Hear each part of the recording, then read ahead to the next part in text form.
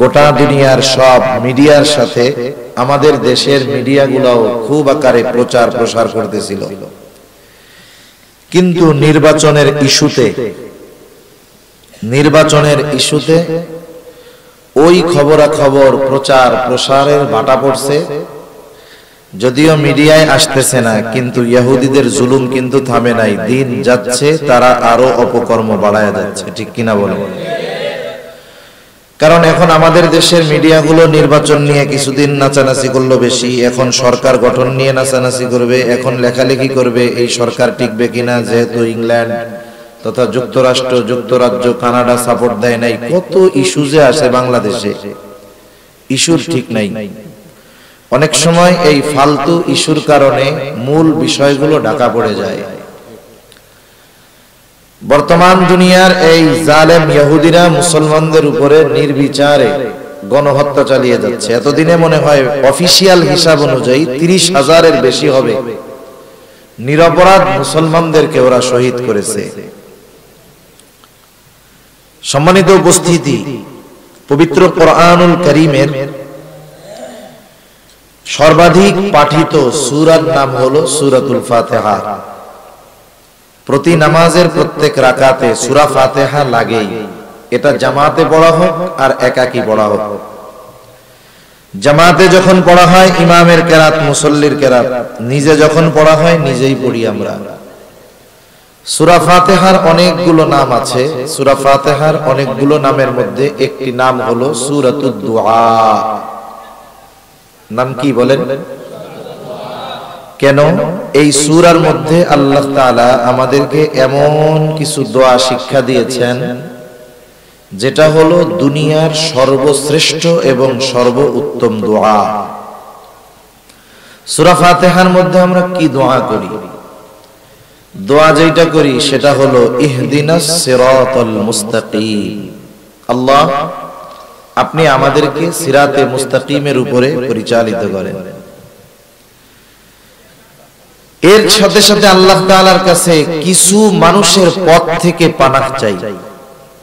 বলি আল্লাহ, ওই পথ সিরাতাল্লাযীনা আন'আমতা আলাইহিম, আপনি যাদের উপরে অনুগ্রহ করেছেন তাদের ওই পথের উপরে আমাদের পরিচালিত করেন। অনুগ্রহ কাদের উপরে আল্লাহ করছে? নবী রাসূলগণ, শহীদ, সিদ্দিকীন, শুহাদা, সালেহীন যারা আছে তাদের পথের উপরে চালান। তাদের পথে আমাদের পরিচালিত করেন না। কারা? গায়রিল মাগদুবি আলাইহিম ওয়ালাদ-দাল্লিন, যারা মাগদুব, অভিশপ্ত, দল, পথভ্রষ্ট তথা ইহুদি এবং খ্রিস্টানদের পথে আমাদের পরিচালিত করেন না, বরং তাদের পথ থেকে আমাদের বাঁচান। তাহলে এই ইহুদি খ্রিস্টানদের পথ এটা এত জঘন্য পথ যে আল্লাহ তাআলা সর্বশ্রেষ্ঠ ইবাদতের মধ্যে তাদের পথ থেকে আল্লাহ তাআলার কাছে আশ্রয় চাওয়া, এটাকে সর্বশ্রেষ্ঠ দোয়ার মধ্যে আল্লাহ তাআলা অন্তর্ভুক্ত করেছেন। এজন্য এই অভিশপ্তদের পথ থেকে আমাদের বেঁচে থাকার দরকার। আর এই অভিশপ্ত পথভ্রষ্ট জাতি এ দুনিয়াতে এখনো আছে না নাই? এজন্য আল্লাহ তাআলা কোরআনুল কারীমের মধ্যে বলেন, এই জাতির সাথে সম্পর্ক গড়ার থেকে দূরে থাকতে হবে। অথচ আফসোসের বিষয় হলো এদের সাথেই আমাদের বন্ধুত্ব সম্পর্ক বেশি। মানুষের মানবিক প্রয়োজনে তাদের সাথে সম্পর্ক রাখা যেতে পারে, সেটা ভিন্ন কথা। একই জায়গায় থাকেন, সহ অবস্থান করেন, আপনার প্রতিবেশী, সেই হিসাবে তার সাথে এক ধরনের আচরণ হবে। কিন্তু এই অভিশপ্ত এবং পথভ্রষ্ট এই জাতির কোন মানুষকে নিজেদের অন্তরঙ্গ বন্ধু রূপে গ্রহণ করা যাবে না। আল্লাহ তাআলা নিষেধ করেছেন। আল্লাহ বলেন, ইয়া আইয়ুহাল্লাযীনা আমানু লা তাত্তাখিযুল ইয়াহুদা ওয়ান নাসারা আউলিয়া বা'দুহুম আউলিয়াউ বা'দ। আল্লাহ তাআলা বলেন, ইয়া আইয়ুহাল্লাযীনা আমানু, হে ঈমানদারেরা, লা তাত্তাখিযুল ইয়াহুদা ওয়ান নাসারা আউলিয়া, তোমরা ইহুদি নাসারাদেরকে বন্ধু রূপে গ্রহণ করো না। কেন করবা না? বা'দুহুম আউলিয়াউ বা'দ, কারণ তারা পরস্পর পরস্পরের বন্ধু। এই জন্য তাকায় দেখেন, যখন ইহুদিরা মুসলমানদের উপরে আক্রমণ করেছে, সর্বপ্রথম তাদেরকে সাপোর্ট দিয়েছে আমেরিকা। শুধু তাই না, ওই আমেরিকা এই ঘোষণা দিয়েছে, ইসরায়েলকে রক্ষা করার জন্য যত কিছু করার দরকার সব কিছু তারা করার জন্য তৈরি। কেউ যদি ইতিহাস জানেন তাহলে জানবেন, ইহুদি এবং খ্রিস্টানদের মধ্যে কিন্তু চরম দ্বন্দ্ব। কারণ নাসারাদের নবী হযরত ঈসা আলাইহিস সালাতু ওয়াস সালাম, খ্রিস্টানেরা যাকে নবী বলে দাবি করে, ইহুদিরা কিন্তু ঈসা আলাইহিস সালাতু ওয়াস সালামকে হত্যার অপচেষ্টা চালিয়েছে। এই জন্য খ্রিস্টান এবং ইহুদিদের মধ্যে চরম দ্বন্দ্ব ছিল। কিন্তু দেখেন, যতই দ্বন্দ্ব থাক, মুসলমানদের বিরুদ্ধে এদের কোনো দ্বন্দ্ব নাই, বরং কাঁধে কাঁধ মিলিয়ে মুসলিম নিধনে এরা নিজেরা নিজেদেরকে সাহায্য করেই চলেছে। এরা একে অপরের বন্ধু। মুসলমানরা এদেরকে বন্ধুরূপে গ্রহণ করবে না, এ নির্দেশ দিচ্ছেন কে? কারণ মনে রাখতে হবে, প্রত্যেকটা জিনিসের একটা প্রভাব আছে। প্রভাব, লোহা এমন এক ধাতু, লোহা মজবুত শক্ত অনেক, কিন্তু লোহার কিন্তু আরেকটা লোহাকে আকর্ষণ করার মতো কোনো ক্ষমতা নাই। চুম্বক একটা ধাতু, লোহার চাইতে চুম্বক কিন্তু বেশি শক্ত না, কিন্তু চুম্বকের মধ্যে একটা গুণ আছে, সেটা হলো সে আরেকটা লোহাকে আকর্ষণ করতে পারে। লোহা শক্তিশালী, কিন্তু এই যোগ্যতা এর মধ্যে নাই। কিন্তু কোন লোহা যদি দীর্ঘ সময় চুম্বকের সাথে লাগায় রাখা হয়, ওই লোহাটাও একটা সময় চুম্বকের থেকে কিছু গুণ অর্জন করে। দেখা যায় ওই লোহাটাও আরেকটা লোহাকে আকর্ষণ করার যোগ্যতা অর্জন করে। এটা হলো সুহবতের কারণে হয়, একসাথে থাকার কারণে হয়।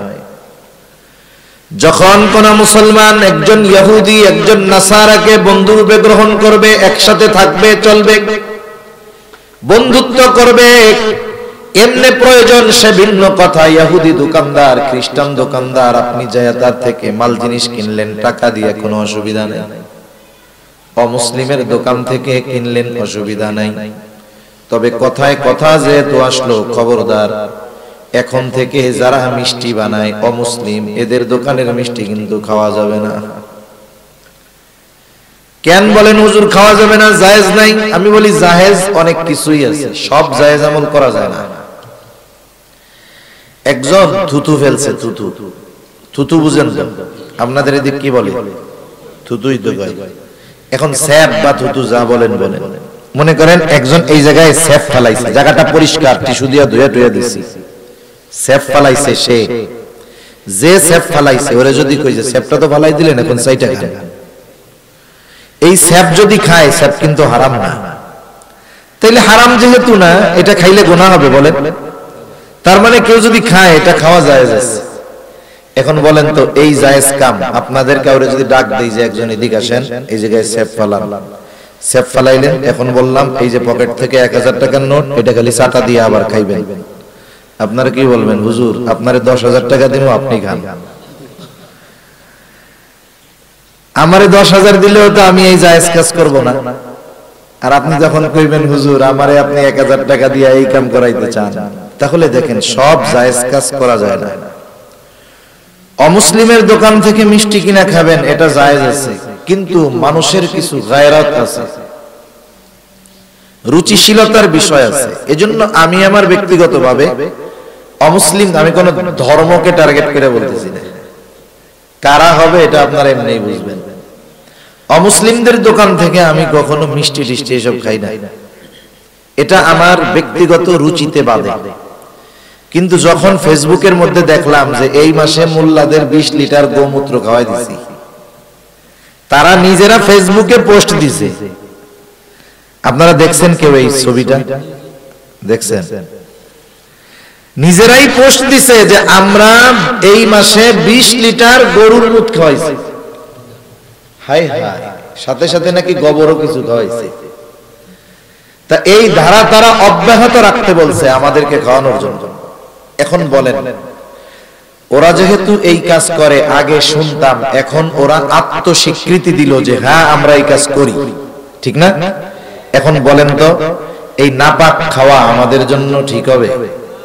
এখন আমরা তো এই বিষয়ে পরিপূর্ণ, আগে সংশয় সন্দেহ ছিল, এখন নিশ্চিত হইলাম যে ওরা এই কাজ করে। তাহলে ওই ধরনের খাবার খাওয়ার দ্বারা ঈমান দুর্বল হবে। আগে ছিল রুচির বিষয়, এখন হয়ে গেছে ঈমানি গায়রতের বিষয়, ঠিক কিনা? আবার দেখবেন অনেক সময় দোকানদার মুসলমান মিষ্টি বানায় অমুসলিমরে দিয়া। আমি এই দোকানগুলো মিষ্টি কিনতে গেলে জানাশোনা আছে কয়েকটা, আমি আগে দেখি যে আসলে মিষ্টি বানায় যে আল্লাহর বান্দা সে কে। মুসলমান মালিক হইলেই হবে না, কম পয়সায় যখন কারিগর পায় ওদেরকে দিয়া বানাবে। এজন্য খোঁজ নেই যে যে বিক্রি করতেছে দোকান যার মুসলিম, কারিগর মুসলিম কিনা, এরপরে দেখে মিষ্টি কিনি। কমপক্ষে ও যা খাওয়াক, ময়লা টয়লা, সোয়াবিন পাম অয়েল খাওয়াবে, গরুর মূত্র আর খাওয়াবে না। কোন কথার থেকে গেলাম? সব জায়েজ কাজ করা যায় না। সেই জন্য আপনি তাদের দোকান থেকে কিনবেন, কোনো অসুবিধা নাই, সদাই পাতি করবেন, অসুবিধা নাই, কিন্তু তার সাথে বন্ধুত্বের সম্পর্ক হতে পারবে না। লোহা যেমন চুম্বকের সাথে থাকার কারণে চুম্বকের কিছু বিষয় তার মধ্যে চলে আসে, কেউ যদি ইহুদি নাসারাদের সাথে ওই ধরনের সম্পর্ক করে, ইহুদি নাসারাদের কালচার তার মধ্যেও চলে আসে। সেজন্য আল্লাহ রাব্বুল আলামিন জানায় দেয়, এই অভিশপ্তদের সাথে বন্ধুত্ব করবা না। এরা কেমন অভিশপ্ত? ইহুদিরা কেন অভিশপ্ত? তারা অভিশপ্ত হওয়ার কারণ কি? কোরআনুল কারীমের মধ্যে অনেক কারণ পাওয়া যায় তারা অভিশপ্ত। এক নম্বর, অন্যতম কারণ, এই জাতি ছিল সর্বোচ্চ অকৃতজ্ঞ এক জাতি, নাশকরগুজার জাতি। অকৃতজ্ঞ কাকে বলে? যে আল্লাহ তাআলার নিয়ামত পাওয়ার পর নিয়ামতের শুকরিয়া আদায় করে না, ওকেই বলা হয় অকৃতজ্ঞ। পবিত্র কোরআনুল কারীমের সর্ববৃহৎ সূরা, এই সূরার নাম কি বলেন তো? বাকারা, গাভীর সূরা। ওই যে বনি ইসরাইলদেরকে এক হত্যাকাণ্ডের ঘটনা নিয়ে গাভী খুঁজতে কইছিল, এখন ওই গাভী খুঁজতে যাই ওরা এমন ঝামেলা বাঁধাইছে, লাস্টে এখন এই গাভীর নামে একটা সূরাই হয়ে গেছে। এই সূরা বাকারার মধ্যে আল্লাহ তাআলা বনি ইসরাইলদেরকে প্রদত্ত ধারাবাহিক প্রায় 40টার উপরে নিয়ামতের কথা আল্লাহ তাআলা বর্ণনা করেছেন। হাকিমুল উম্মাত আশরাফ আলী থানভী রাহমাতুল্লাহি আলাইহি, আশরাফ আলী থানভী রাহমাতুল্লাহি আলাইহির একটা তাফসীর আছে, তাফসীরে বায়ানুল কোরআন। তাফসীরে বায়ানুল কোরআনের মধ্যে আশরাফ আলী থানভী রাহমাতুল্লাহি আলাইহি একেবারে নাম্বার উল্লেখ করে করে করে করে লিখে দিয়েছেন যে এতগুলো নিয়ামত দিয়েছে ধারাবাহিকভাবে। আফসোসের ব্যাপার হলো প্রত্যেকটা নিয়ামতের বিপরীতে ওদের অকৃতজ্ঞতা প্রকাশ পাইছে। আল্লাহ রাব্বুল আলামিন ওদেরকে নিয়ামত দিয়েছে আর ওরা সর্বোচ্চ অকৃতজ্ঞতার পরিচয় দিয়েছে। কত কত নিয়ামত আল্লাহ তাআলা বনি ইসরাইলদেরকে দিয়েছেন, অগণিত নিয়ামত দিয়েছেন। হযরত মূসা আলাইহিস সালাতু ওয়াস সালামকে যখন আল্লাহ তাআলা বললেন, ও পয়গম্বর মূসা, আপনি বনি ইসরাইলদেরকে নিয়ে মিশর ছেড়ে চলে যান। কোথায় যাবে? আল্লাহ তাআলা চাইলেন বনি ইসরাইলের পূর্ব নিবাস, আদি নিবাস, ওই জেরুজালেমের কর্তৃত্ব আল্লাহ তাদের ফিরায়া দিবে। বনি ইসরাইলদের আদি নিবাস ছিল জেরুজালেম। হযরত ইব্রাহিম আলাইহিস সালামের দ্বিতীয় সন্তান ইসহাক আলাইহিস সালাম, ইসহাক আলাইহিস সালামের সন্তান হলো ইয়াকুব আলাইহিস সালাম।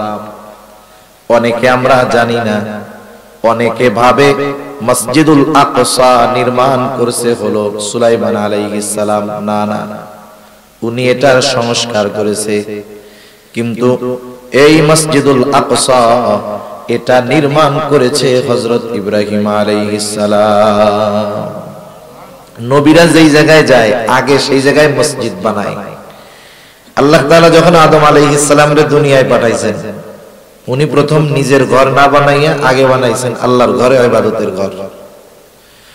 আল্লাহ তাআলা কোরআনুল কারীমের মধ্যে বলেন, ইন্না আউওয়ালা বাইতিন ওয়াদিআ লিন-নাসি লাল্লাযী বিবাক্কাতা মুবারাকান ওয়া হুদাল লিল-আলামিন। আল্লাহ তাআলা বলেন, ইন্না আউওয়ালা বাইতিন ওয়াদিআ লিন-নাস, মানুষের জন্য সর্বপ্রথম যেই ঘর বানানো হয়েছে ওয়াদিআ লিন-নাস লাল্লাযী বিবাক্কাতা, সেটা বাক্কায় অবস্থিত, মক্কা। এই ঘর আল্লাহর ঘর। বিবাক্কাতা মুবারাকান ওয়া হুদাল লিল-আলামিন, এই ঘরটা হলো বরকতময় ঘর, গোটা বিশ্ব জগতের সকলের হেদায়েতের মূর্ত প্রতীক এই ঘর।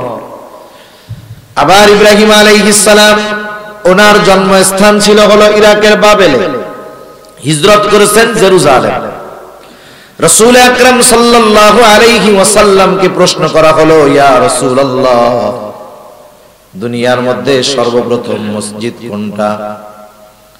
রাসূল আকরাম সাল্লাল্লাহু আলাইহি ওয়াসাল্লাম বলেন, সর্বপ্রথম মসজিদ হলো মসজিদুল হারাম। এরপরে প্রশ্ন করা হইল, এরপরে কোনটা? তিনি বললেন, এরপরে হইল মসজিদুল আকসা। এই মসজিদুল আকসা হলো দ্বিতীয় ঘর। কে নির্মাণ করেছে? এটা নির্মাণ করেছেন হযরত ইব্রাহিম আলাইহিস সালাম। ইব্রাহিম আলাইহিস সালাম এই ঘর নির্মাণ করছে। হিজরত করে আসছেন ফিলিস্তিন, ওইখানে ওনার ইসমাইল আলাইহিস সালামের বংশধর হইছে হলো বাইতুল্লাহ, মক্কায়। ইসমাইল আলাইহিস সালামের পরে আর কোন নবী নাই, একবারে শেষ নবী মুহাম্মদুর রাসূলুল্লাহ সাল্লাল্লাহু আলাইহি ওয়াসাল্লাম। আর ইসহাক আলাইহিস সালাম থেকে নিয়ে ধারাবাহিকভাবে নবী। ইসহাক আলাইহিস সালামের ছেলের নাম ইয়াকুব আলাইহিস সালাম। ইয়াকুব আলাইহিস সালামের আরেক নাম ছিল ইসরাঈল। ইয়াকুব আলাইহিস সালামের ছেলে ছিল 12 জন। কয়জন? 12 জন।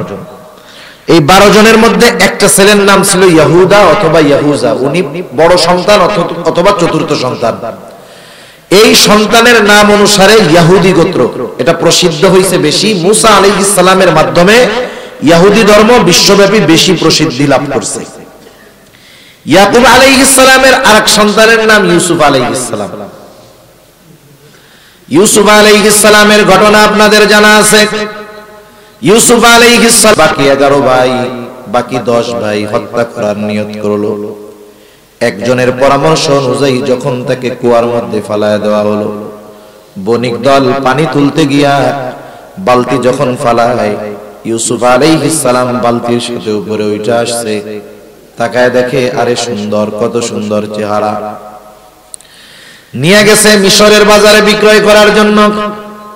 আপনাদের বাজারে যখন দামি কোনো জিনিস ওঠে সবাই কিন্তু কিনতে পারে না। হাফ কেজি ওজনের বোয়াল মাছ সবাই কিনতে পারে। ওই বোয়াল মাছটা যদি 30 কেজি ওজন হয়, মাছ তো বোয়ালি, কিন্তু ওজন বেশি, দামও বেশি, ঠিক না? ইউসুফ আলাইহিস সালামের চেহারা সুন্দর, গোলাম বানায় বিক্রয় করবে, সকলের কেনার মতো অ্যাবিলিটি নাই। কে কিনছে? মিশরের খাদ্যমন্ত্রী কিনা নিয়ে গেছে। খাদ্যমন্ত্রীর ঘরে ইউসুফ আলাইহিস সালাম যতই কৈশোরে পদার্পণ করতেছে, যৌবনে পদার্পণ করতেছে, চেহারার সৌন্দর্য আরো বাড়তেছে। কত সুন্দর চেহারা! এই চেহারায় আকৃষ্ট হয়ে গেল মিশরের খাদ্যমন্ত্রীর স্ত্রী। ইউসুফ আলাইহিস সালাতু ওয়াস সালামকে কুপ্রস্তাব দিল, উনি রাজি হয় নাই। ওই মহিলা চক্রান্ত করে ইউসুফ আলাইহিস সালামকে জেলে পাঠায়া দিয়েছে। কেমন সুন্দর ছিল ইউসুফ আলাইহিস সালামের চেহারা! মানুষেরা, মেয়েরা বলা বলি করতেছে, দেখ এত সম্ভ্রান্ত ব্যক্তির স্ত্রী, সে তার ঘরের কাজের লোক, গোলাম তো ছিল তখন। কয় যে এর প্রেমে আসক্ত হইয়া কি করছে দেখ, লজ্জার ব্যাপার। সবার জবাব তো আর একসাথে দেওয়া সম্ভব না, এখন তো ডিজিটাল জামানা, কেউ আমারে কিছু কইলে ফেসবুকে স্ট্যাটাস দিলে সবাই জবাব পেয়ে গেল। জুলাইখা সব মহিলাদেরকে দাওয়াত দিছে, দাওয়াত দিয়া বলতেছে সবাই বসো, দস্তরখান রেডি, খাবার রেডি, সবার হাতে এক একটা ফল আর এক একটা ছুরি। বলতেছে তোমাদেরকে যখন বলবো তখন তোমরা ছুরি দিয়া ফল কাটা শুরু করবা। এইবার সবাই প্রস্তুত। ইউসুফ আলাইহিস সালামকে তাদের সামনে আনা হলো, সবাই ইউসুফ আলাইহিস সালামের দিকে তাকায় আছে। এইবার জুলাইখা নির্দেশ দিছে তোমাদের হাতের ছুরি দিয়া ফল কাটতে শুরু করো। মহিলারা সব তন্ময় হয়ে ইউসুফ আলাইহিস সালামের দিকে তাকায় আছে। ফল কাটার বদলে ছুরি দিয়া কোন সময় হাত কাটতেছে, হাত কেটে রক্তাক্ত করে ফেলতেছে, ওই সৌন্দর্যের দিকে তাকায়া এতটা তন্ময় হয়েছে যে কেউ হাত কাটতেছে কিন্তু টের পাইতেছে না। তারা বলতেছে আরে এটা তো মানুষ না, মা হাদা বাশারা ইন হাদা ইল্লা মালাকুন কারীম, আরে এটা তো ফেরেশতা, এটা কি মানুষ হইতে পারে? কেমন সুন্দর ছিল ইউসুফ আলাইহিস সালাম। যাই হোক, এক সময় জেলখানায় দিছে, বাদশা স্বপ্নে দেখছে, সেই স্বপ্নের ব্যাখ্যা করছে, ওই ব্যাখ্যা কইরাই এক সময় মিশরের সর্বোচ্চ সুপ্রিম পাওয়ারের অধিকারী ইউসুফ আলাইহিস সালাম হয়ে গেছে। যেই সময় ইউসুফ আলাইহিস সালাম মিশর পরিচালনা করতেছেন, ওই সময় আশেপাশের সব দেশে দুর্ভিক্ষ। মিশর হলো ফিলিস্তিনের পাশেই, সব জায়গায় দুর্ভিক্ষ। প্রথম 7 বছর যেই ফসল উৎপাদন ভালো হয়েছে, স্বপ্নের ব্যাখ্যা, বাদশাহ এই কথাটা তার ভালো লাগছে, সে এমন ভাবে সম্পদ বা শস্য গুদামজাত করছে যে দুর্ভিক্ষের 7 বছর সে নিজের চাহিদা পূরণ কইরা, নিজের দেশের চাহিদা পূরণ কইরা আশেপাশের দেশের মানুষকেও সে খাদ্য শস্য দান করতে পারতেছে। যখন আশেপাশের মানুষরা শুনছে যে ওই জায়গায় গেলে তো শস্য পাওয়া যাবে, সবাই লাইনে লাইনে আসছে, এক একজন এক এক বস্তা পাবে। ইয়াকুব আলাইহিস সালামের ছেলে আরো 11 জন আছে, এইজন তো বাদশা জানে না। ইয়াকুব আলাইহিস সালামের ছেলেরা বলতেছে আব্বা আমরা যাই, 10 ভাই আসছে, 10 বস্তা নিয়ে গেছে, উনি তো চিনা ফেলছে এরা আমার ভাই। যাই হোক, লম্বা ইতিহাস। এক সময় জানছে, ওনাদেরকে মাফ করে দিছে, সাথে সাথে বলছে এক কাজ করো, আব্বারে বলছে যে আপনি আমার ভাইদেরকে সহ সবাই মিলে জেরুজালেম থেকে মিশরে চলে আসেন। দীর্ঘকাল ওনারা মিশরে থাকছে। এখন ফিলিস্তিনের অবস্থা পরিবর্তন। ওই সময় গোটা দুনিয়ার মধ্যে সবচাইতে উর্বর এবং সবচাইতে আধুনিক শহর ছিল জেরুজালেম। ওই দিক দিয়া ফেরাউনের জুলুম, আল্লাহ তাআলা চাইলো যে আপনি এদেরকে নিয়ে ওই দিক চলে যান। মুসা আলাইহিস সালাম আল্লাহর নির্দেশে রওনা দিয়ে দিলেন। সাগর পাড়ি দিয়ে এই পারে চলে আসছে। আমি আর ওই ঘটনার দিকে যাব না, জানা আছে সবার। যখন এই পারে আসছে, আল্লাহ তাআলা চাইলেন ওই জেরুজালেমের মালিকানা আল্লাহ পুনরায় বনি ইসরাইলের হাতে তুলে দিবে। কিন্তু দামি জিনিস সহজে পাইলে মানুষ কদর করে না।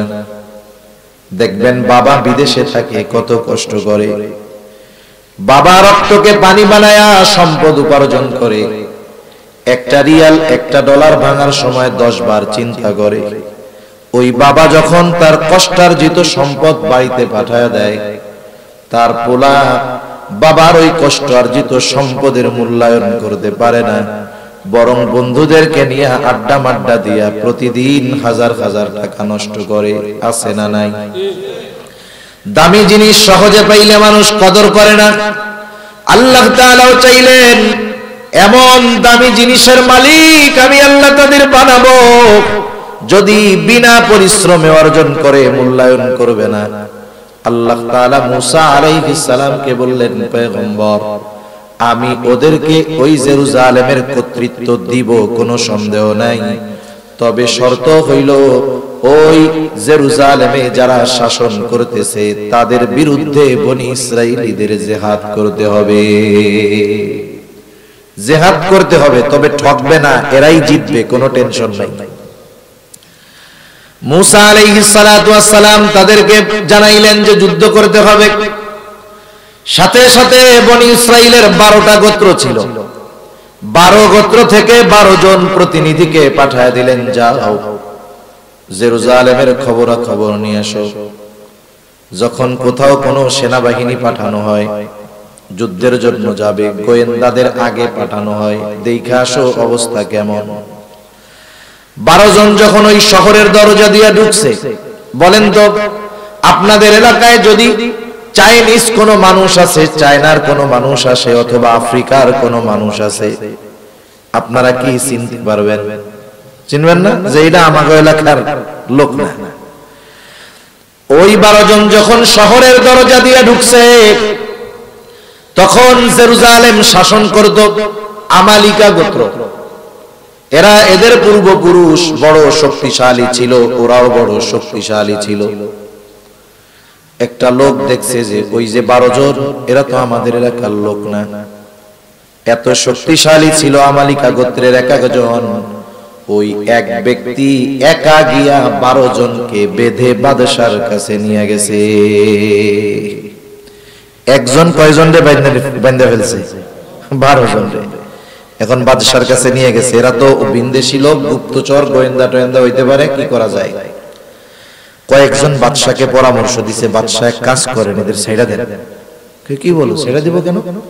বলে ছেড়ে দিলে লাভ হইল, এরা তো আমাদের কি শক্তি জানতে পারছে যে একজনই 12 জনের প্যাকেট করে ফেলছে। তা ওরা গিয়া যখন ওদের কওমের লোকের কাছে বলবে যে ওরা কিন্তু এরকম শক্তিশালী, তাহলে এই খবর পেয়ে ওরা ভয়ে আমাদের দেশ স্বপ্নেও আক্রমণ করতে চাইবে না। বাদশার কথাটা ভালো লাগছে, বাদশা ছেড়ে দিছে ওদের। এখন ওরা গিয়া মুসা আলাইহিস সালামের কাছে রিপোর্ট পেশ করছে যে এলাকা তো ভালো, জমিন খুব উর্বর, শহরটাও চমৎকার, কিন্তু সমস্যা হইল ওরা এত শক্তিশালী, ওরা একজন আমাদের 12 জনরেই প্যাকেট করে দিছে। তা মুসা আলাইহিস সালাম বললেন, শোনো, তোমরা এদের কাছে গিয়ে ওই শহরের যত ফজিলত আছে সব বলবা, কিন্তু ওরা যে এত শক্তিশালী এটা শুধু গোপন রাখবা। আমরা মানুষ, আমাদের অভ্যাস কি জানেন? আমাদের যেটা মানা করে ওইটা না করলে ভালো লাগে না। 2 জন ছাড়া বাকি 12 জন তাদের প্রত্যেকের গোত্রের কাছে গিয়ে বলছে, মুসা আমাদের কাদের সাথে যুদ্ধ করতে বলে জানো? একজনেই কিন্তু 12 জনের প্যাকেট করে দিয়েছে। এমনিই তো ও জাতি যুদ্ধ করতে রাজি না, যখন শুনছে এত শক্তিশালী, কয় এই যে বসলাম মরবো তবু যুদ্ধ করব না। মুসা আলাইহিস সালাম টেনশনে পড়ে গেছে, কি করা যায়? অনেক সময় আছে না, আপনি একজনের একটা কথা বললেন কিন্তু সে শুনে না, তখন আপনি কি করেন? এই দেখ, আমি তোরে কত ভালোবাসি, আমি তোরে ওই দিন এইটা কিনে দিছিলাম, ওই বিপদে পড়ছিলি তোরে বাঁচাই দিছিলাম, এই উপকার তোর করছিলাম, তুই আজকে আমার এই কাজটা কইরা দে। মানে একজনকে একটা বিষয় আদেশ করার আগে ওই ব্যক্তির ব্যাপারে আপনার যদি কোনো অনুগ্রহ থাকে স্মরণ করায়া দিলেন, তাইলে কি হইতে পারে? ওই যে আগে এত উপকার করছে, তাইলে এই লোকটার কাজটা কইরা দেই। মুসা আলাইহিস সালাম তাদেরকে জিহাদের নির্দেশ দেওয়ার আগে আল্লাহ প্রদত্ত যেই নেয়ামতগুলো তারা পেয়েছে সেগুলোর কথা স্মরণ করায়া দেয়। সেই কথাই আল্লাহ তাআলা বলেন, وَإِذْ قَالَ مُوسَى لِقَوْمِهِ يَا قَوْمِ اذْكُرُوا نِعْمَةَ اللَّهِ عَلَيْكُمْ إِذْ جَعَلَ فِيكُمْ أَنْبِيَاءَ وَجَعَلَكُمْ مُلُوكًا وَآتَاكُمْ مَا لَمْ يُؤْتِ أَحَدًا مِنَ الْعَالَمِينَ। আল্লাহ তাআলা বলেন, মুসা আলাইহিস সালাতু ওয়াস সালাম তার সম্প্রদায়কে বলতেছে, ওয়াইদ ক্বালা মুসা লিকাওমিহি ইয়া কওমি যকুরু নি'মাতাল্লাহি আলাইকুম, হে আমার সম্প্রদায়, ওই নিয়ামতগুলোর কথা স্মরণ করো যেগুলো আল্লাহ তাআলা তোমাদেরকে দান করেছে। কি নিয়ামত দিয়েছে? আল্লাহ তাআলা বলেন, ইয জাআলা ফীকুম আম্বিয়া, যিনি তোমাদের মধ্য থেকে অনেক নবী প্রেরণ করেছে। রাসূলুল্লাহ সাল্লাল্লাহু আলাইহি ওয়াসাল্লাম বলেন, বনি ইসরাইল কখনো নবী শূন্য হয় নাই।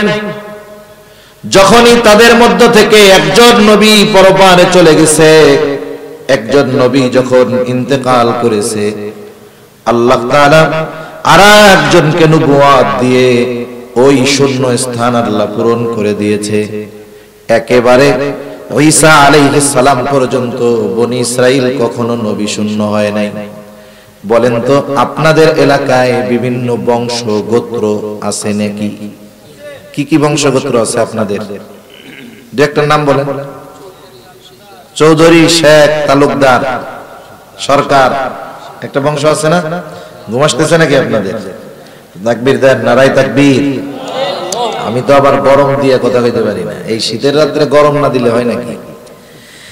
কিন্তু ঠান্ডা মাথায় যা বলতেছি বুঝতেছেন তো? শীত কি বেশি লাগতেছে? বেশি লাগলেই তো ভালো হইতো, তাড়াতাড়ি যাওয়া যাইতো। এখন মনে করেন তালুকদার গোত্রে 20 জন বিসিএস ক্যাডার আছে। বিসিএস ক্যাডার বুঝেন তো? কয়েকজন আছে সচিবালয়ে, কয়েকজন আছে প্রশাসনে, কয়েকজন আছে পুলিশে, আবার কয়েকজন আছে মনে করেন যে অন্যান্য জায়গায়। বলেন তো কোন বংশে যদি 20 জন বিসিএস ক্যাডার থাকে, ওই বংশের হেডামটা কি? কিছু কইলেই কইছি না, তালুকদার বংশের বলা 20টা কিন্তু বিসিএস ক্যাডার। নেয়ামত মনে করে কি করে না? নেয়ামত মনে করে না যে আমরা আমাদের বংশে এতগুলো বিসিএস ক্যাডার আছে। কেউ যদি জিজ্ঞাসা করে যে তোমার বাড়ি কোথায়, তাই চিনেন না? ওই যে ওই গ্রামে বাড়ি, যেই গ্রামের তালুকদার বংশে 20টা বিসিএস ক্যাডার আছে। গ্রামের নাম বলার আগে বলে যে ওই বংশের বলা আমি। দুনিয়ার মানুষ যদি তাদের বংশে দুনিয়াবি উচ্চ শিক্ষিত সম্মানিত ব্যক্তি থাকে, গর্ব মনে করে নিজেকে, নিজে না হইলেও নিজের বংশের লোক। বলেন তো যেই বংশে ধারাবাহিকতার ক্রমান্বয়ে নবী আসছে, তাইলে এটা কত বড় নেয়ামত, কত বড় সৌভাগ্যের ব্যাপার। মূসা আলাইহিস সালাম সেই কথাই বলেন যে আল্লাহ তাআলা তোমাদের বংশে নবী পাঠিয়েছেন, আর আমার আপনার নবী বলেন বনি ইসরাইল কখনো নবী শূন্য হয় নাই। কত বড় পরলৌকিক নিয়ামত। আল্লাহ তাআলা শুধু যে পরলৌকিক নিয়ামত দিয়েছেন তা নয়, আল্লাহ তাআলা বলেন ওয়াজআলাকুম মুলুকা, সাথে সাথে আল্লাহ তাআলা তোমাদের দুনিয়ার বাদশাহী দান করছে। সুলাইমান আলাইহিস সালামকে বাদশাহী দান করেছে। কেমন বাদশাহী? উনি আল্লাহ তাআলার কাছে দোয়া করতেছে, রব্বি হাবলি মুলকান লা ইয়ানবাগি লিআহাদিন মিন বাদি ইন্নাকা আনতাল ওয়াহ্হাব। ও আল্লাহ, আমাকে আপনি এমন রাজত্ব দান করেন যা আমার পরে আর কাউরে দিবেন না। যদিও সুলাইমান আলাইহিস সালাম মূসা আলাইহিস সালামের অনেক পরে, আমি ওই দিকে যাব না। দুনিয়াবি বাদশাহীও বনি ইসরাইলদেরকে দান করছে। একটু খেয়াল দিয়ে কথাটা বুঝেন, একটা গোত্রের সবাই কিন্তু বাদশাহ হয় না। একটা গোত্রের সবাই বাদশাহ হয়, কিন্তু যদি কোন গোত্র থেকে একজন বাদশাহ হয়, তাহলে তার ওই বাদশাহীকে তার গোত্রের সাথে জোড়ায়া দেওয়া হয়। যেমন দেখবেন এই দুনিয়ায় অনেক গোত্র শাসন করেছে। উমাইয়ারা শাসন করেছে, উমাইয়া গোত্র। উমাইয়া গোত্রের সব মানুষ কিন্তু বাদশাহ ছিল না, কিন্তু বাদশাহ উমাইয়া গোত্রের হওয়ার কারণে বলা হয় যে উমাইয়া শাসক। আব্বাসী গোত্রের অনেকে সবাই কিন্তু বাদশাহ হয় নাই, খলিফা হয় নাই, কিন্তু খলিফা আব্বাসীয়দের মধ্যে হওয়ার কারণে বলা হয় আব্বাসীয় খলিফা। এটাও কিন্তু একটা সম্মানের বিষয়। আল্লাহ তাআলা এই দুনিয়াবি নেয়ামত তাদেরকে দান করেছে। সাথে সাথে মূসা আলাইহিস সালাম স্মরণ করায়া দিয়া বলেন ওয়া আতাকুম মা লাম ইউতি আহাদাম মিনাল আলামিন।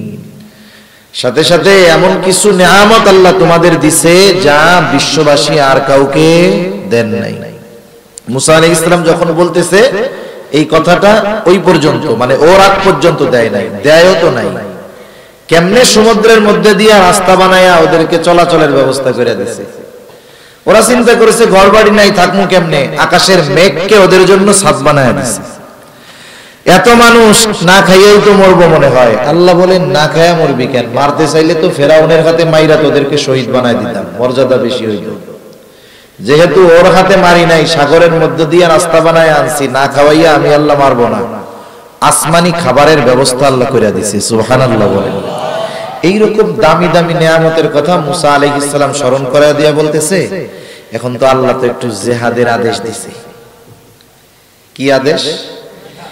ইয়া কওমি দুখুলুল আরদাল মুকদ্দাসাতাল্লাতী কাতাবাল্লাহু লাকুম ওয়ালা তারতাদ্দু আলা আদবারিকুম ফাতানকালিবু খাসিরিন। মুসা আলাইহিস সালাম বলতেছে, হে আমার সম্প্রদায়, তোমরা ওই পবিত্র শহরের মধ্যে ঢুকে পড়ো, পবিত্র জমিনের মধ্যে ঢুকে পড়ো। আল্লাহ তাআলা জেরুজালেম মসজিদুল আকসাকে পবিত্র ভূমি বলছে। আমার আসলে মনে চাইছিল আরেকটা ওয়াজ করি, কিন্তু বিষয় যেহেতু এটা করলাম, যেহেতু রজব মাস আসছে, আবার মসজিদ শব্দটা পোস্টারে বড় করে লেখা আছে, আমার মন চাইছিল আমি মসজিদুল আকসার ফজিলত নিয়ে আলোচনা করি, কিন্তু যেহেতু অন্য দিক, ওইটা আর বলার সুযোগ নাই। মসজিদুল আকসা জেরুজালেমকে আল্লাহ তাআলা পবিত্র ভূমি বলে অভিহিত করেছেন কোরআনুল কারীমে। মুসা আলাইহিস সালাম বলতেছে, ওই পবিত্র জমিনের মধ্যে তোমরা ঢুকে পড়ো। কোন জমিন? বলে আল্লাতী কাতাবাল্লাহু লাকুম, যেই জমিনের মালিকানা আল্লাহ তোমাদের জন্য লিখে রেখেছে। তার মানে যুদ্ধ করার আগে যুদ্ধ জয়ের ঘোষণা আল্লাহ দিছে, সুবহানাল্লাহ বলেন।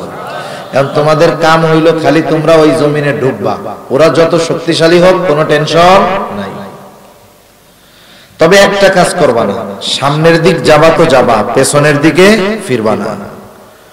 ওয়ালা তারতাদ্দু আলা আদবারিকুম ফাতানকালিবু খাসিরিন, যদি পেছনের দিকে ফিরো তোমরা ক্ষতিগ্রস্তদের অন্তর্ভুক্ত হয়ে যাইবা।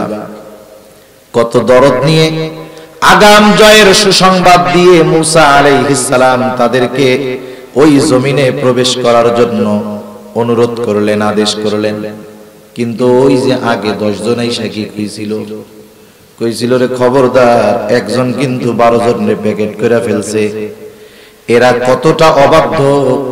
আল্লাহ তাআলা, আল্লাহর রাসূল, আল্লাহ নির্দেশ দিছে, সেইটা না মেনে ওই 10 জনের কথা মনে রাইখা জবাব দিচ্ছে মুসা আলাইহিস সালামের কথার।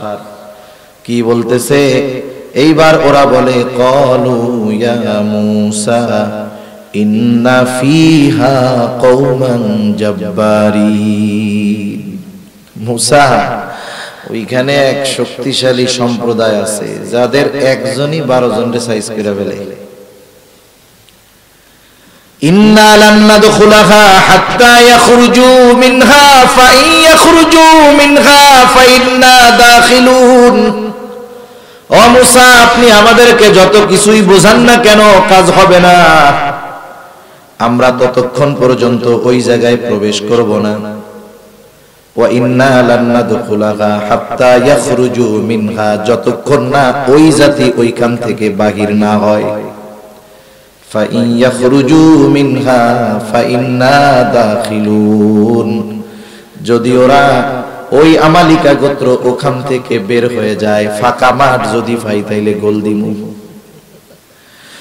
যদি পায়, ওরা না থাকে তাইলে, ওরা যদি বের হয়ে যায় তাইলে আমরা যাব। ওরা যতক্ষণ আছে, ইন্না লান নাদখুলাহা, কখনোই আমরা ওইখানে প্রবেশ করব না। এখন বলেন, আপনি একজন রে এত আবেগ নিয়ে, দরদ নিয়ে, মোহব্বত নিয়ে বললেন যে এই কাজটা করো, ও করলো না, তখন দুঃখ লাগবে না? মুসা আলাইহিস সালাম চিন্তা করতেছে, আরে আগাম জয়ের সুসংবাদ দিলাম, আল্লাহর এত নিয়ামতের কথা স্মরণ করাই দিলাম, এরপরেও এদের কেমন আচরণ। অনেক সময় দেখবেন বাবা ছেলেরে বুঝাইতেছে, কিন্তু ছেলে বুঝে না, রাগের ঠেলায় বাপ কি কয়, তোর যা মন চাইতি কর তো যা। এখন বাপ চলে গেছে অন্যদিক, এবার চাচা আইসা বলে, এই তোর বাপ না, এরকম আচরণ করে। এখন মুসা আলাইহিস সালাম বুঝানো শেষ, কাম হয় নাই। ওই যে পাঠাইছিল 12 জন, কয়জন? 12 জনের মধ্যে 2 জন ছাড়া বাকি 10 জন তো ফাঁস করে দিছে। ওই 2 জন হলো, একজন হলো ইউশা ইবনে নুন, আর একজন হলো কালেব ইবনে ইউফানা। এই 2 আল্লাহর বান্দা, এরা একনিষ্ঠ আল্লাহর বান্দা ছিলেন। পরবর্তীতে ইউশা আলাইহিস সালামকে আল্লাহ নবুয়ত দান করছে।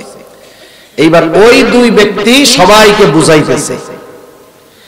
قال رجلان من الذين يخافون أنعم الله عليهم ادخلوا عليهم الباب فإذا دخلتموه فإنكم غالبون।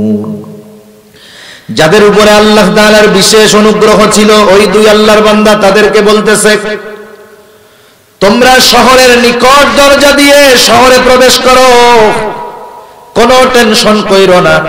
ফাইদা দাখালতুমুহু ফাইন্নাকুম গালিবুন, তোমরা শুধু ওই দরজা দিয়ে ঢুকবা, তোমাদেরকে ওই শক্তিশালী গোত্রের বিরুদ্ধে বিজয়ী যিনি করবেন তিনি কে? ফাইদা দাখালতুমুহু ফাইন্নাকুম গালিবুন, খালি ঢোকো আর তোমরা বিজয়ী হবা। ওয়া আলাল্লাহি ফাতাওয়াক্কালু ইন কুনতুম মুমিনিন, আরে তোমরা না মুমিন, আল্লাহর উপরে ভরসা রাখো। তোমরা যদি মুমিন হও, আল্লাহর উপরে ভরসা করে প্রবেশ করো, তোমরাই বিজয়ী হবা। মানুষের অবস্থা হলো এইরকম। মনে করেন ছোট বাচ্চা খাবার টাবার খায় না, মা বারবার বুঝায় যে আব্বা খাও, আব্বু খাও, ছেলে বলে না আমি খাবো না। বাচ্চাদের নিয়ম হইল ওই টাইমে যদি আরো তেল মারেন ও আরো বেকা হবে বেশি। এখন বাপ যায়া বলে আব্বা খাও, পোলা মনে মনে করে মা বুঝাইয়া খাওয়াইতে পারলো না, আব্বা যদি বুঝাই ফেলে কাম হবে নাকি, এবার আরো বেকা হইছে।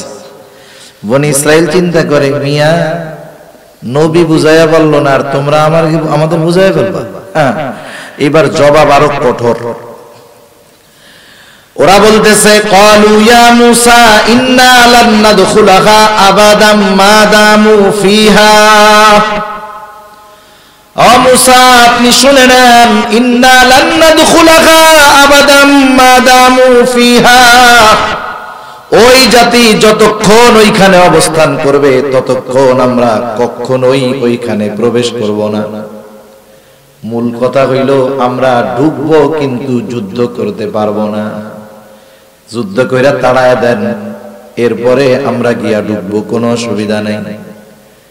এখন ওরা বলতেছে ঢুকবো তো না, যুদ্ধ করতে পারবো না। যদি যুদ্ধই করতে হয় ফাযহাব আনতা ওয়া রাব্বুকা ফাকাতিলা ইন্না হাহুনা কাঈদুন।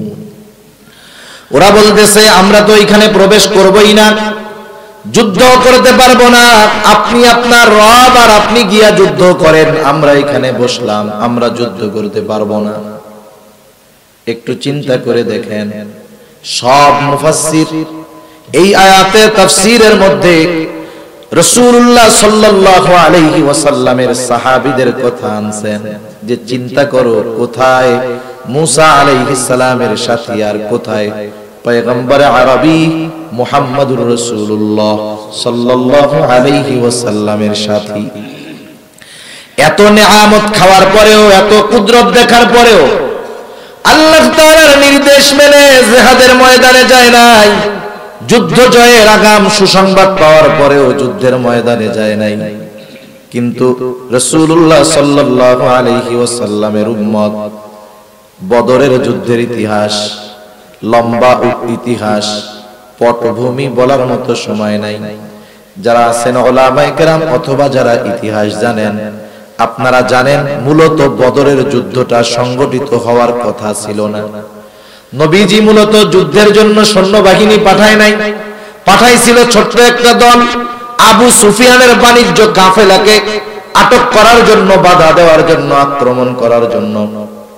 আবু সুফিয়ান যখন বুঝতে পারছে বিপদ, মক্কায় খবর পাঠায় দিছে যে কোনো মুহূর্তে আমাদের বাণিজ্য কাফেলা আক্রান্ত হইতে পারে, সাহায্যের জন্য লোক পাঠাও। আবু জেহেল 1000 সৈন্যবাহিনী সশস্ত্র অবস্থায় নিয়ে হাজির রওনা দিছে। এদিক দিয়ে আবু সুফিয়ান নিরাপদ জায়গায় পৌঁছায় গেছে। আবু জেহেলের কাছে খবর পাঠায় দিছে যে তোমরাও মক্কার অভিমুখে রওনা হয়ে যাও, আমরা নিরাপদ জায়গায় চলে আসছি, আর বিপদের আশঙ্কা নাই। কিন্তু আবু জেহেল ও চিন্তা করেছে এটাই তো সুযোগ, মুসলমানেরা সংখ্যায় কম আছে, অস্ত্র শস্ত্র তেমন নাই, আমি তো পূর্ণ প্রস্তুতি নিয়ে আসছি, এখন যদি ওদের সাথে লড়াই করতে পারি, ওদের লোকবল নাই, অস্ত্রের বলও নাই, হয়তো আমি ইসলামকে মুসলমানকে চিরতরে নিশ্চিহ্ন করে দিতে পারবো। এই আশায় পায়ে পাড়া দিয়ে যুদ্ধ করছে।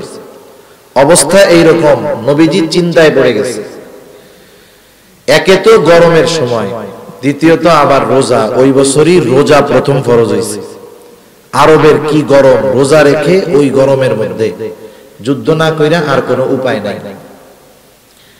নবীজি সাহাবায়ে কেরামদের নিয়ে পরামর্শ করতেছেন। মুহাজিরদের কাছে সর্বপ্রথম পরামর্শ চাইলেন কি করা যায়। মুহাজির যারা মক্কা থেকে মদিনায় হিজরত করছে, তারা বলতেছে ইয়া রাসূলুল্লাহ, আমরা তো ঈমান এনেছি, দ্বীনের জন্য সব ছাড়ছি, আমরা যুদ্ধ করতে প্রস্তুত, কিন্তু সংখ্যায় বেশি আনসারেরা, যুদ্ধের জন্য তাদের সহযোগিতা দরকার।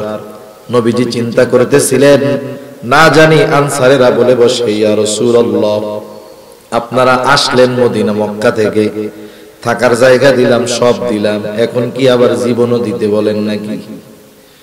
নবীজি আনসারদের পরামর্শ চাইলেন কি করা যায়, যুদ্ধ করব কি করব না।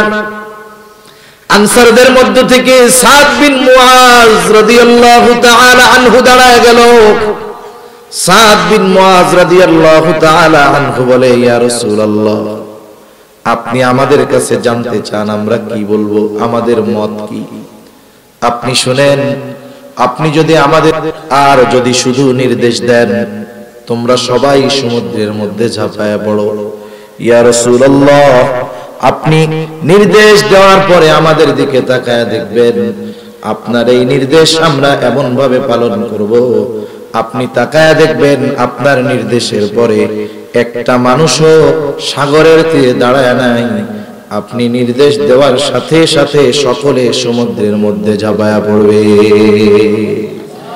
আপনি আমাদের মত চাইতেছেন, আমরা তো আপনার কথা মানার জন্য এরকম তৈরি। আরেকজন বলে ইয়া রাসূলুল্লাহ, আমরা আপনার সামনে পেছনে ডানে বামে চতুর্দিকে অবস্থান নিয়ে যুদ্ধ করব। ইয়া রাসূলুল্লাহ আপনি তাকায় দেখবেন, আমাদের যুদ্ধ দেখে আপনি সন্তুষ্ট হয়ে যাবেন। সংখ্যা হইল 313 জন, তলোয়ার আছে 100টা, ঘোড়াও নাই, কিচ্ছু নাই, প্রচন্ড গরমের মধ্যে রোজা রেখে 313 জন তৎকালীন দুনিয়ার সর্বাধুনিক সমরাস্ত্রে সুসজ্জিত 1000 কাফেরের বিরুদ্ধে লড়াই করার জন্য রওনা হয়ে গেছে। সংখ্যায় হলো 3 ভাগের 1 ভাগ, অস্ত্র আছে 10 ভাগের 1 ভাগ, কিচ্ছু নাই। কিন্তু এদের ঈমানি পাওয়ার এমন ছিল, ওই 313 জনের ঈমানি পাওয়ার এমন ছিল, ওই সময় যদি গোটা দুনিয়ার সব শক্তি তাদের বিরুদ্ধে লড়াইয়ে নামতো, ওই 313 জনের ঈমানি শক্তির সামনে তারা তছনছ হয়ে যাইত। মুফাসসিরিন কেরাম বিষয়টা আনছেন এই জন্য যে নবীজির আদেশ পালনার্থে সাহাবায়ে কেরাম কেমন ছিলেন। এই জন্যই তো আল্লাহ সুবহানাহু ওয়া তাআলা পবিত্র কোরআনুল কারীমের মধ্যে সাহাবায়ে কেরামের প্রশংসা বর্ণনা করছে। আল্লাহ তাআলা বলেন, মুহাম্মাদুর রাসূলুল্লাহ ওয়াল্লাযীনা মাআহু আশিদ্দাউ আলাল কুফফার রুহামাউ বাইনাহুম তারাহুম রুকআন সুজদান ইয়াবতাগুনা মিন ফাদলিল্লাহ يبتغون فضلا من الله ورضوانا سيماهم في وجوههم من أثر السجود ذلك مثلهم في التوراة ومثلهم في الإنجيل محمد صلى الله عليه وسلم এই সঙ্গীরা দুনিয়ায় আসার আগে আল্লাহ তাআলা এদের প্রশংসা তাওরাতের মধ্যে করেছেন, ইনজিলের মধ্যে করেছেন। আর আমরা যখন খুলি শুধু বনি ইসরাইলের বদনাম, ঠিক না? আর আল্লাহ তাআলা এই সাহাবায়ে কেরাম এরা দুনিয়ায় আসার হাজার হাজার বছর আগে মুসা আলাইহিস সালামের উপর নাজিল হয়েছে তাওরাত, ঈসা আলাইহিস সালামের উপর নাজিল হয়েছে ইনজিল। ওই তাওরাত ইনজিলের মধ্যে এই আবু বকর, ওমর, উসমান, আলী রাদিয়াল্লাহু তাআলা আনহুম সহ যত সাহাবায়ে কেরাম আছে সবার প্রশংসা আল্লাহ তাআলা করছে, সুবহানাল্লাহ বলেন। এজন্য পবিত্র কোরআনুল কারীমের ছোট্ট একটা সূরা, সূরা কাউসার, আল্লাহ তাআলা বলেন ইন্না আ'তাইনাকাল কাউসার, আমি আপনাকে কাউসার দান করেছি। তা কাউসারের তাফসীর আপনারা শুনছেন। কাউসার অর্থ যে শুধু যে হাউজে কাউসার তা না। কাউসারের মূল ব্যাখ্যা মুফাসসিরিনে কেরাম বলেন কাউসার মানে হলো আমি আপনারে অতি বেশি বেশি দিছি। কাউসারের ব্যাখ্যায় মুফাসসিরিনে কেরাম বলেন নবীজির সাথী, সাহাবী, সঙ্গী এরাও কাউসার। কারণ এমন একদল সঙ্গী নবীজিকে আল্লাহ তাআলা দিয়েছে যা গোটা দুনিয়ার কোন পয়গম্বর এমন কোন সঙ্গী সাথী পায় নাই, সুবহানাল্লাহ। আল্লাহ তাআলা স্বয়ং প্রশংসা করেছেন তাদের উপরে যে আল্লাহ সন্তুষ্ট, এটা আমাদের না জানাইলেও হইতো, কিন্তু আল্লাহ তাআলা জানাইছেন রাদিয়াল্লাহু আনহুম ওয়া রাদু আন। দেখেন তাদের উপরে যে আল্লাহ সন্তুষ্ট এই কথাটা জানানোর জন্য আগে আল্লাহ বলতেছেন যে আমি আল্লাহ ওদের উপরে আগে সন্তুষ্ট, ওরাও আমার উপরে সন্তুষ্ট। আল্লাহ যে সন্তুষ্ট এই কথা আগে আল্লাহ বলতেছে, এইটা বলতেছে না যে ওরা আমার উপরে রাজি খুশি এই জন্য আমিও ওদের উপরে রাজি খুশি, বরং আল্লাহ বলতেছেন যে আমি ওদের উপরে রাজি খুশি, এটা আগে বলছেন আল্লাহ। তো যাই হোক, ওই দিক গেলে আর এক আলোচনার মধ্যে চলে যাবে। মুসা আলাইহিস সালামের সাথীরা বলতেছে ফাযহাব আনতা ওয়া রাব্বুকা ফাকাতিলা ইন্না হাহুনা কাঈদুন। মুসা আপনি আর আপনার রব গিয়ে জিহাদ করেন, আমরা এখানে বসলাম, নড়তে চড়তে পারবো না। বলেন তো এই কথা শোনার পরে মুসা আলাইহিস সালামের কষ্ট লাগবে কি লাগবে না? এত কষ্ট লাগছে মুসা আলাইহিস সালাম আল্লাহর কাছে দোয়া করে বলে ক্বালা রাব্বি ইন্নী লা আমলিকু ইল্লা নাফসি ওয়া আখি ফাফরুক বাইনানা ওয়া বাইনাল কওমিল ফাসিকিন। মুসা আলাইহিস সালাম বলতেছে ও রব ইন্নী লা আমলিকু ইল্লা নাফসি ওয়া আখি, আমি আমার নিজের উপরে আর আমার ভাইয়ের উপরে ছাড়া আর কারো উপরে আমার নিয়ন্ত্রণ নাই। ওই দুইজনও এদের মধ্যে শামিল, এরা ছাড়া আর কারো উপরে আমার নিয়ন্ত্রণ নাই, ওরা আমার কথা শোনে না, মানে না। সুতরাং আল্লাহ ফাফরুক বাইনানা ওয়া বাইনাল কওমিল ফাসিকিন, আপনি এই ফাসিকদের থেকে আমারে আলাদা করে দেন, এদের সাথে আমি আর থাকতে চাই না। উম্মতের আচরণে নবীজি কত মর্মাহত কষ্ট যে নবী মুসা আলাইহিস সালাম বলতেছে ওদের থেকে আলাদা করে দেন, আমি আর থাকতে চাই না। আল্লাহ তাআলা মুসা আলাইহিস সালামকে সান্ত্বনা দিলেন, একটা হলো ওদের ওই অপরাধের শাস্তি, দ্বিতীয় ওনার একটু সান্ত্বনা দিবেন। আল্লাহ তাআলা বলেন ক্বালা ফাইন্নাহা মুহাররামাতুন আলাইহিম 40 সানা ইয়াতিহুনা ফিল আরদ ফালা তা'সা আলাল কওমিল ফাসিকিন। এই ফাসিক সম্প্রদায়ের আচরণে আপনি কষ্ট পায়েন না। শোনেন এরা যে এমন আচরণ করলো ক্ষতি তো ওদেরই হইছে। এই অকৃতজ্ঞতার কারণে, সীমা লঙ্ঘনের কারণে, অবাধ্যতার কারণে ক্ষতি ওদেরই হইছে।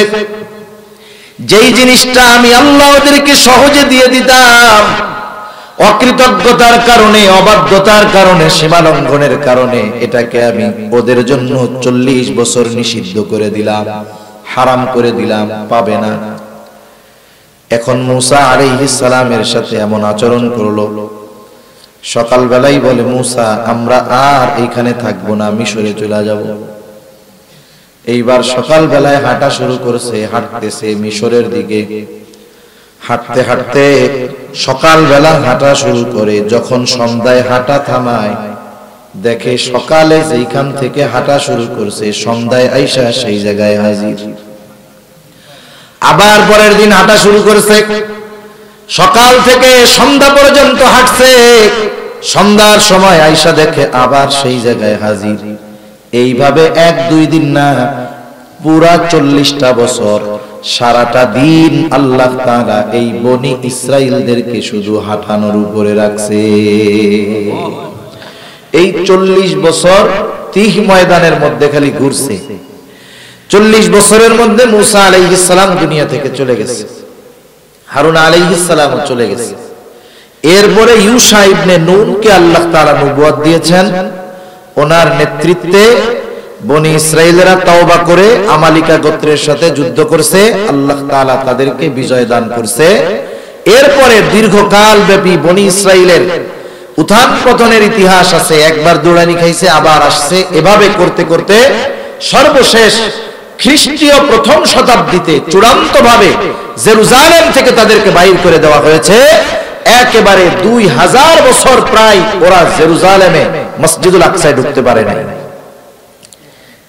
পারে নাই। ঠিক ওদের মনে কি ঢোকার ইচ্ছা ছিল না? ছিল। ওই ইচ্ছা ওরা পূরণ করেছে 20 শতাব্দীর শুরুতে দ্বিতীয় বিশ্বযুদ্ধের পরে ব্রিটেন এবং আমেরিকার সহযোগিতায়, সাথে সাথে মুসলিম নামধারী মুনাফিকদের গাদ্দারির কারণে ইহুদিরা ওই ফিলিস্তিনের পবিত্র ভূমিতে পুনরায় বসতি স্থাপনের সুযোগ পেয়েছে। ঠিক কিনা বলে? এজন্য সম্মানিত উপস্থিতি, এই ফিলিস্তিনের সাথে গোটা মুসলিম উম্মার সম্পর্ক আছে। এটা মনে করার সুযোগ নাই যে এই জেরুজালেম, ফিলিস্তিন, গাজার মুসলমানদের উপরে আক্রমণ করতেছে, ওটা একটা দেশ, এটা ভাবার সুযোগ নাই। কারণ ওই মসজিদুল আকসা জেরুজালেমের সাথে মুসলমানদের সম্পর্ক, ইমানের সম্পর্ক, আমলের সম্পর্ক। ঠিক কিনা বলেন? কয়েকটা কথা বলেই আমি আলোচনা শেষ করে দিব। কেন এই জেরুজালেমের সাথে আমাদের সম্পর্ক? জেরুজালেমে সবচাইতে বেশি নবীদের আগমন ঘটছে। ওই জেরুজালেম শহরের আশেপাশে সব জায়গা দিয়ে সবচাইতে বেশি নবী রাসূলদের কবর আছে। আপনারা জেরুজালেমের ম্যাপ যারা দেখছেন, একটা হলো ওল্ড সিটি, একটা হলো নিউ সিটি। ওল্ড সিটিটার পুরো চারদিক দিয়ে দেওয়াল আছে, ভিতরে মসজিদ আছে, অনেকগুলো স্থাপনা আছে, পুরা